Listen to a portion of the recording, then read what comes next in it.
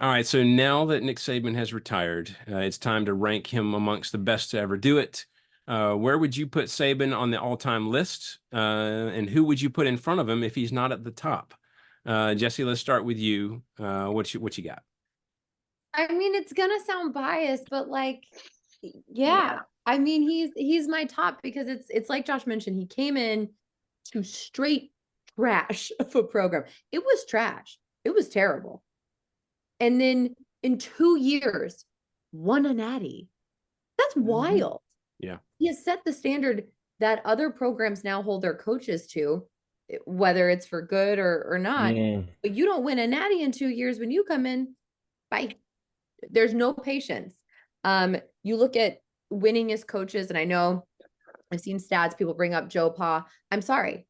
You are not the greatest because of what you allowed in your locker room, what you knew Oh was yeah. going on. So no, you don't get to be the greatest when you're disgusting. Absolutely not. Greatest is taken out of your title. I don't care how many football games you win. Nick Saban is a good human. And there's other coaches I know that are winning, but to be a coach that has consistently won, who consistently allows players to go to the next level and succeed. There's so many players at the next level that played for him. A lot of coaches can't say that. And to invest so much in the community he coached in, that's another thing for me, for players to respect him. And again, for other teams and other conferences to hold this program and him in such high esteem, to fear playing against him. To me, that's just the mark of the greatest. When someone like this retires, the whole world is either super happy or devastated. That's Yeah. the greatest. Matt? Yeah, I don't think I could say a whole lot else other than, I mean, just look at the numbers. So he won the national championship 7 times. That's unheard of. The Bear only had six, and nobody else even got close to that number. He won almost 300 games as a head coach. 80% of his games were wins. That by itself is a crazy number. When you look at percentages of wins, the only coach that's in a similar vein is Tom Osborne at Nebraska. That's the Yeah. only other person that has a better name than that. So, or better number than that too. 9-5 in the CFP, 12 conference championships, 11 in the SEC, one in the was it like the ASUN or something? I can't remember. But yeah, I mean, biases aside, it's hard to argue against Nick Saban being the GOAT, being the greatest of all time.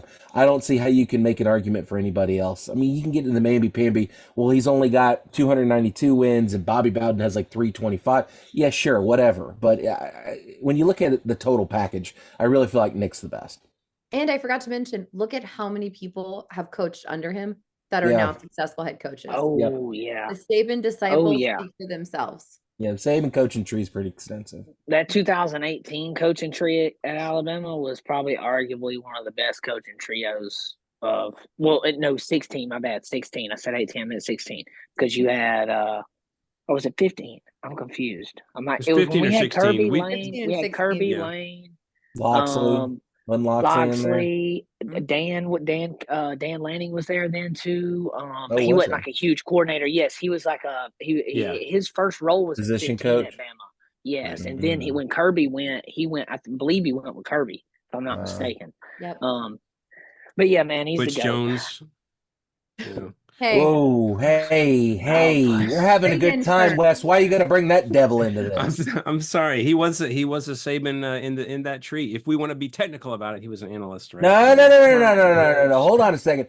He jumped in that tree after Tennessee gave him the boot.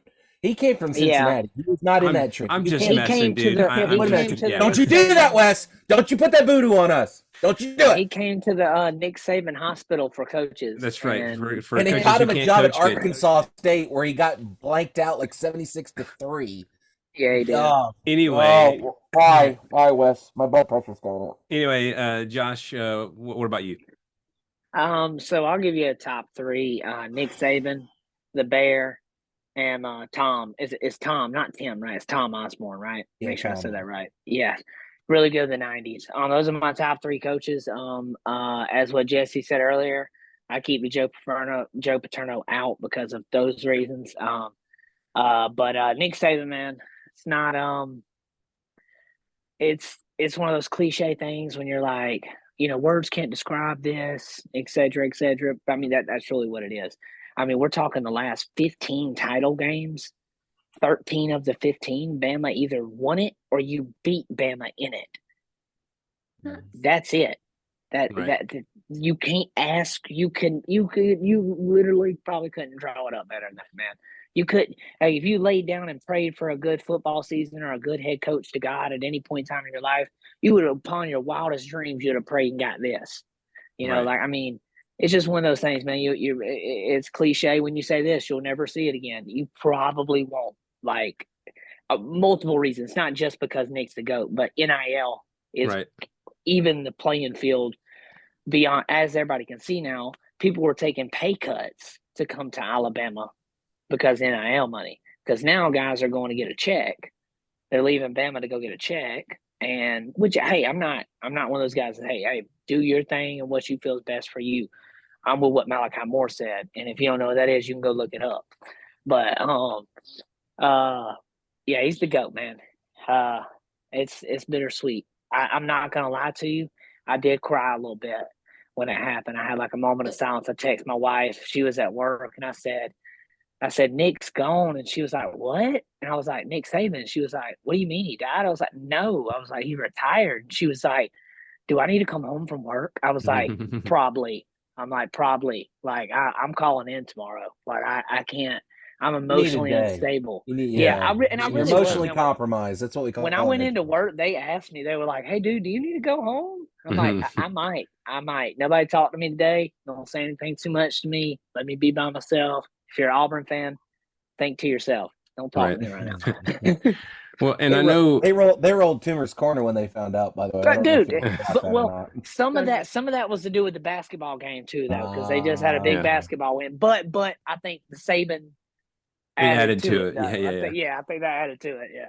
Well, I know that y'all can appreciate this, but I don't know if there's probably a bunch of Bama fans out there who do not know how good that they've had it. Just to be alive in find this out. era Oh, of the Bama trust football. fund babies. The trust fund babies are Um, going to find Yep. out. They've been to find out. I mean, I just listen, I have I have students that are Bama fans that always talk crap about Tennessee. Oh, Tennessee's so awful. Oh, Bama's gonna beat you. I'm like, kid, you've been on the planet for like 5 minutes. You don't know what bad Bama football looks like. You don't have any idea. Don't wish for that. You don't want that voodoo in your life. It's awful. Them 2000 games, man, from 2000 to like 2006 and even Saban's first year was but that 2000 to 2006 was horrible. But this is my argument, real quick, Jesse. I don't know if you know this or not, but this is my argument to everybody that talks about the old Bama, back to mediocre Bama. So since the 1900, right, to now, 2023, the only decades Bama has not won a natty is the 80s, which was after Bear retired, and the 40s.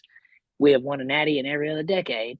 So, yeah, boom. plain, Yeah, right? so I'm gonna use that. Yeah, I went and looked that up. I was like, hey, so because everybody kept coming in, and then a lot of people are like, oh, well, because I look younger, I guess, than what I am. A lot of people are like, well, you don't know what it's like without saying. I'm like, yes, I do. I lost a bet to Roy Beebe every year in elementary school because Auburn beat us. Okay, I do know what it's like to suck. Okay, we were 5-7. Shout out to the elementary school days. Yeah, yeah. No, I think you got to put Saban at the top. Yeah. I know there are plenty of other coaches out there with perhaps more wins, like you're talking Bobby Bowden, and even maybe a higher winning percentage. But Saban has the most championships at the highest level. And I think that's the measuring stick that we got to go with. And just, when you watch something and you just see the sheer domination of a program, there's sometimes that you just sort of have to drop everything and just realize that this is different than the only thing I can compare it to is like prime Tiger Woods back in the day. Is like you just sort of have to sit back and realize that you're witnessing greatness, and it is what it is. It just sometimes you can't say anything about it. You just got to watch it and enjoy it. But yeah, I think that in and of itself, not just the championships, but the way it was done, the dominating fashion it was done. That's the measuring stick. He's at the top. So